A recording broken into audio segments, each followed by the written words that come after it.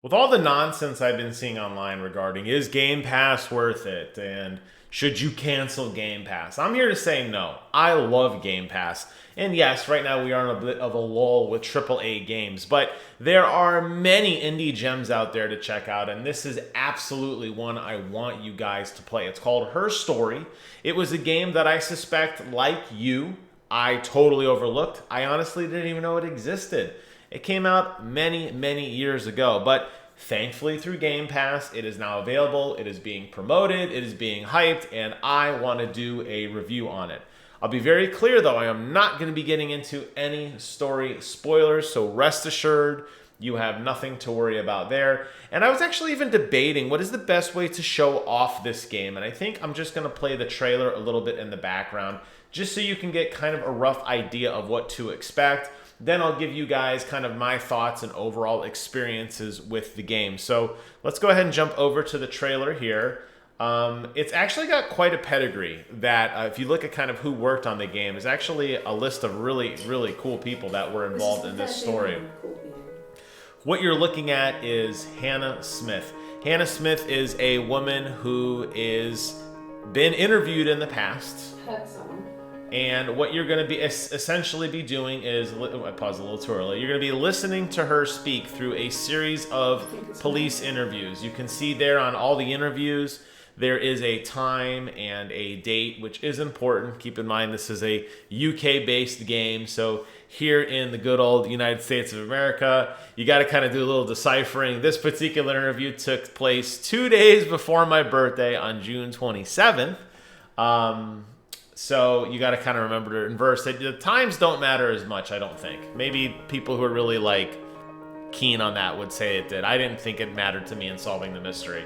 But here's where you're going to spend a lot of your time. This is your database. You are playing as somebody. It's important for me not to tell you who that person is. It will make sense later. It is revealed. But you're going to be given access to a very basic desktop with very basic user interface. And you're going to search for key terms. The game will start you with the term murder. That is what you're going to need to get started.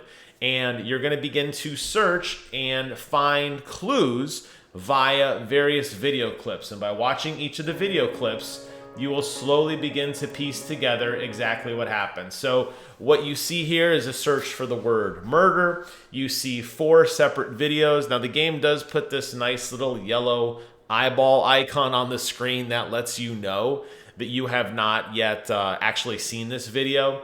You can click on the video and watch it. They're all very short. Most of the clips are anywhere from 10 to 15 seconds. Every so often you'll find one that's like a minute or so, but not really that many in terms of length.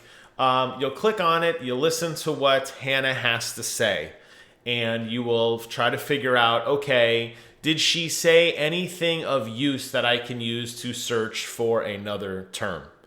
If she talks a lot about computers, for example, you can search for that. Now, the really cool thing that they've done here, and I don't know if they show it here. Let's see if I can, I don't know what else they show. I didn't want to, there we go. A really cool thing they've done here is they allow you to tag videos. You can tag a video in such a way that you can add your own term if you want to come back and look at things later. Sometimes, and I did find this to be the case for myself as well, you need to watch a video once or twice to kind of piece things together, because most likely you're not going to be watching it in chronological order.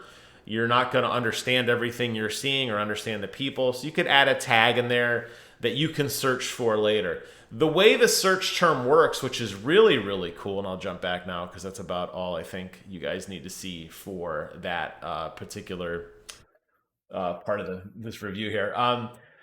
But what the cool thing is it's a complete transcript of everything she says that is a searchable term. And it will find anything using that word, which they do curate it to like 5 or 6 things that you can find on a word. But it's enough to get you going. And there's enough breadcrumbs very early on. The initial search for the term murder, 1, tells you that you're trying to figure out what's going on here. 2, kind of points you in the right direction, and very, very quickly you're going to come to the same conclusion that I think just about everybody else does, is there's something weird going on here. And as you start to kind of put in search terms, you will find things, again, out of chronological order. There's multiple interviews. I believe there were 7 that took place during the course of this. When you talk, or when you're overseeing Hannah talk, you may see her wearing different clothes, doing different things. She may seem happy sometimes. She may seem stressed. She may seem sad. It's up to you to kind of piece together what happened. Now, how you ultimately progress in this game. Now, that is kind of the point of contention. It is, in fact, a game. I mean, it's a puzzle-based game, but it is, in fact, a game that does require you to find different search terms. And there are very specific things you need to search for. When you do, the game will notify you this by kind of showing you a reflection so you can see who you are as the player character in the game. Sometimes you'll hear like a police siren or a light or something that kind of indicates you're on the right track. And it isn't until that you have done enough and searched for what the game considers these important search terms does then something happen in the game that notifies you your search is now complete. You should have, as a human being, enough information to piece together part of the story, at which point you can complete the game and end it. In terms of like a satisfying ending, it was cool to solve the mystery because I had no idea what was going on. It didn't take me long to beat though, and I wonder if that's because I'm an engineer and I'm meticulous and I really think about all of these search terms and I'm very, very like analytical. Every time I heard a pronoun or an adjective or an adverb that seemed very, very distinct, I'd always search for that. And I honestly think I solved the mystery well before the game thought I solved the mystery. And I found myself kind of gaming the system by typing in and searching for different terms just so that I could progress. Because I was like, oh, I'm very clear. I understand what happened. And I understand it's an interesting story. I get it. I liked it. I enjoyed it. I'm like, okay, I think I'm done. What is the next thing to do? Is there more of the mystery to solve? And the game wasn't allowing me to progress. That was my only frustration. And I wonder if with other people, potentially, I don't know. I wonder with other people, potentially, if they're going to be in the same boat as me and kind of solve the game almost out of order. I had a really good understanding what was going on. It was very clear to me, like I said, but that was the frustration for me. And I wish a game like this had more interface with it. You're really only interfacing with this database search to look over a series of videos to kind of put things together. There's really no other augmented interface that exists. I could totally see this game being pushed to the next level, allowing you to have an in-game browser or in-game chat or something else that kind of took the mystery out of everything else. But unfortunately, you're kind of looking at this from a cold case perspective, as in you're not an active detective trying to solve a mystery, and you're not actively like trying to, it's not like the person's in the other room waiting for you to come in like, all right, we got you, here's why. There was no proof that you had actually solved anything other than a key moment in the game where, again, not spoiling it, it will make sense to you when you are done. But I liked it. I thought it was fun. A concept like this is cool because one, you got to come up with a really crazy story, which they absolutely succeeded in here.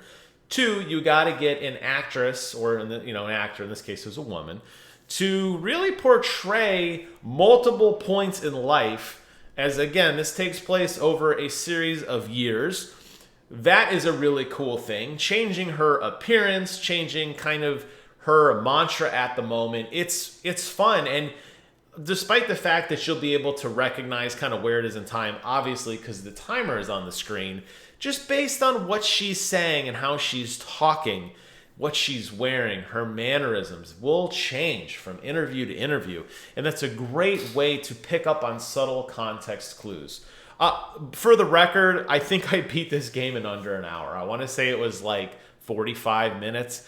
But it was fun, and I'm glad. This is not a game I probably would have purchased, knowing just how short it is. But it's a game that I absolutely enjoyed. I think it's a game that somebody like my wife would enjoy, who isn't really that into these types of experiences where, there's like a lot of action and shooting and stuff. This is just logic. This is a logic-based puzzle, putting yourself in the moment, trying to decipher what this person is saying. And it's kind of an ambiguous ending, which I appreciated. As far as I know, there were no sequels. I don't think there needs to be. But I'm glad a game like this exists. So if you're looking for something fun to do on Game Pass, do yourself a huge favor and check out Her Story. I highly, highly recommend it. And with that, I'm closing out today's video. Thank you guys so much for watching. Take care of yourselves. And until next time, I will see you guys on the other side.